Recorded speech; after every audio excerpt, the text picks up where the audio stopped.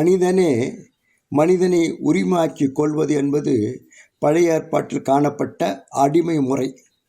வெளிநாட்டிலிருந்து கொண்டு வரப்பட்டவர்கள், போர்க்கைதிகள், வியாபாரிகள் மூலம் வாங்கப்பட்டவர்கள், அந்நிய அடிமைகள் பொருளாதார நெருக்கடி காரணமாக, வறுமையின் காரணமாக தாங்கள் பெற்ற கடனுக்காக முதலில் தங்களையும் பின்னர் தங்கள் பிள்ளைகளையும் விற்கின்ற நிலை.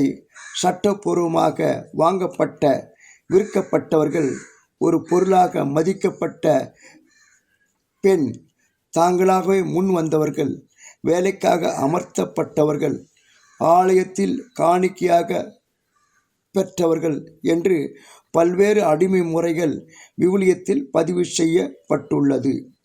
அடிமைத்தனம் என்ற சமூக பிரச்சனை முதலில் விடுதலை பயணம் நூலில் காணப்படுகிறது. யாத்திராகம் 3ஆம் அதிகாரம் 7, 22ஆம் அதிகாரம் 20ஆம் வசனம். அடிமை என்ற ஒரே சொல் விவிலியத்தில் வேலையாளையும் பணியாளர்களையும் குறிக்கிறது. அடிமைத்தனம், ஸ்லேவரி என்பது ரோம பேரரசர் காலத்திலிருந்து அடிமை ஆளப்பட்ட சொல். அடிமைகளால் செய்யப்பட்ட இழிவான பணியை மெனியல் டாஸ்க் குறிக்கும் சொல். இந்த அடிமைகள் என்பவர்கள் ஒரு வாழ்கின்ற கருவிகள், எ லிவிங் டூல். இவர்கள் நல்ல முறையில் நடத்தப்பட்டாலும் கூட அவர்கள் இன்னமும் பொருள்களாகவே திங்ஸ் இருக்கிறார்கள். ஒரு மனிதனுக்குரிய அடிப்படை உரிமைகள் கூட அவர்கள் பெற்றிருக்கவில்லை. அவர்களுக்கு நீதி என்பதும் இருந்ததில்லை. ஆனால் கடவுள் தம்மையே வெறுமையாக்கி அடிமையின் வடிவை ஏற்று மனிதருக்கு ஒப்பானார். பிலிப்பியர் 2ஆம் அதிகாரம் 7ஆம் வசனம்.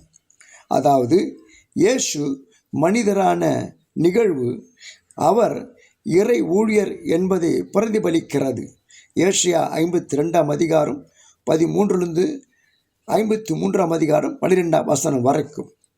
அவர் மனிதராக தோன்றியது மட்டும் அல்லாமல் அவர் இறை உரிமையும் தனி சலுகைகளையும் ஒதுக்கி வைத்துவிட்டு மனித துன்பங்கள், துயரங்கள், வேதனைகள், சோதனைகளோடு தம்மை அடையாளப்படுத்தி கொண்டார்.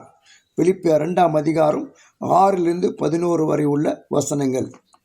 தொண்டு ஆற்றுவதற்காக வந்த இயேசு சுயநலமற்ற சேவை, பணி, தொண்டு, கீழ்ப்படிதல் மற்றும் கடவுளின் திருவுளத்திற்கு தன்னை முழுமையாக அர்ப்பணித்தலின் அடையாளமே அடிமையின் பணியாளரின் வடிவம். இதனை தன் இறையாட்சி பணி வழியாக நிறைவேற்றினார். திருத்தூதுவர் பவுல் தன்னை இயேசு கிறிஸ்துவின் பணியாளன், அடிமை, ஸ்லேவ் ஆஃப் கிரைஸ்ட் என்று விவிலியத்தில் பல இடங்களில் அடையாளப்படுத்தி இருக்கிறார். ரோமர் 1ஆம் அதிகாரம் 1ஆம் வசனம், பிலிப்பியர் 1ஆம் அதிகாரம் 1ஆம் வசனம், தீத்து 1ஆம் அதிகாரம் 1ஆம் வசனம். அதாவது தன்னை திருப்பணியாளராக, ஊழியக்காரராக, அடிமையாக அறிமுகப்படுத்தி இருக்கிறார். நாமும் நமக்குரியவர்கள் அல்ல என்றும், மாறாக கடவுள் நம்மை விலை கொடுத்து மீட்டுள்ளார் என்றும் பதிவு செய்துள்ளார்.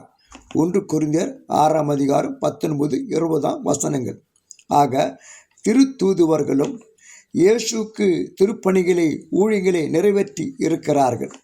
நாமும் நமது திருச்சபைகளும் இயேசுவை முன்மாதிரியாக கொண்டு ஏழை எளியவர்கள், உரிமைகள் மறுக்கப்பட்டவர்கள், குரல் அற்றவர்கள், மாற்றுத்திறனாளிகள், தேவை உள்ளவர்கள் போன்ற விளிம்பு நிலையில் உள்ள மக்களுக்கு திருப்பணிகள், ஊழியங்கள் செய்து இறையாட்சி பணியை நிறைவேற்ற நம்மை அர்ப்பணிப்போமா?